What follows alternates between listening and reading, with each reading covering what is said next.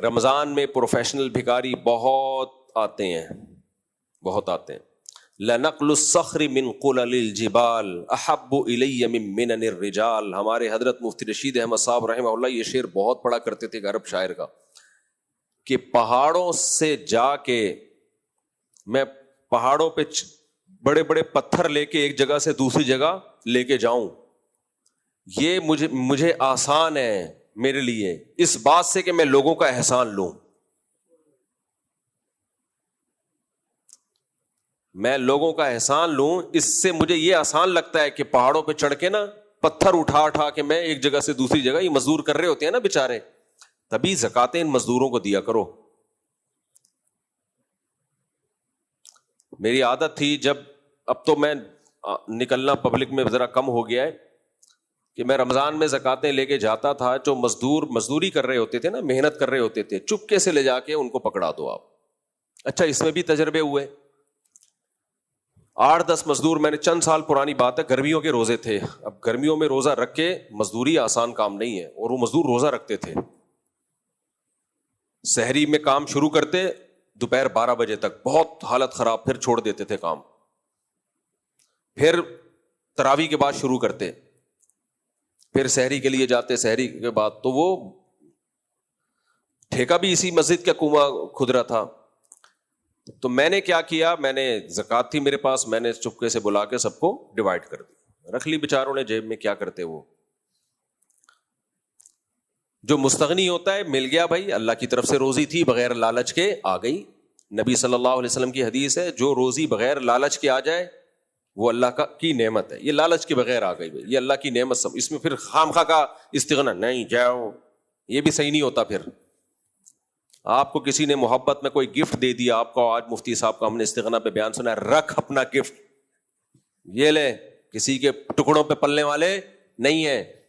یہ پھر over acting ہوگی، یا یہ حدود لمٹ کراس ہو رہی ہے. بھئی آپ کے دل میں لالچ تھوڑی تھی کہ یہ جیب میں ہاتھ ڈال رہا ہے تو گفٹ ہی نکالے گا یہ اندر سے. آپ کے دل میں لالچ نہیں تھی. تو لالچ کے بغیر آ جائے، یہ استغنا ہے، تو اللہ کی نعمت ہے. وَيَرْزُقْهُ مِنْ حَيْثُ لَا يَحْتَسِبْ. اللہ کہتے ہیں نیک لوگوں کو وہاں سے روزی دیتا ہوں جہاں سے گمان بھی نہیں ہے. کنجوسوں کی جیب سے بھی ہدیے نکل رہے ہوتے ہیں، صحیح ہے نا، کنجوسوں کی جیب سے. تو پرہیزگار کو وہاں سے دیتا ہوں. لیکن لالچ کے ساتھ اگر یہ آئے گا پھر یہ بہت بری چیز ہے. تو میں نے 8-10 مزدوروں کو زکوٰۃ بانٹ دی، وہ بڑے خوش بھی ہو گئے، دعائیں بھی دینے لگے. میں نے کہا میرا کون سا اپنا پیسہ ہے، لوگوں نے دیا ہوا ہے بھائی، تو وہ میں بانٹ رہا ہوں. تو وہ دعائیں مجھے دے رہے ہوتے ہیں. تو میں کہتا ہوں اصل میں تو دعا اس کو جا کے لگے گی نا جس نے دیے ہیں، تو اس کی نیکی تو اس کا تو پکا ہو گیا حساب، کیونکہ اس کو تو شکریہ بھی نہیں پہنچ رہا.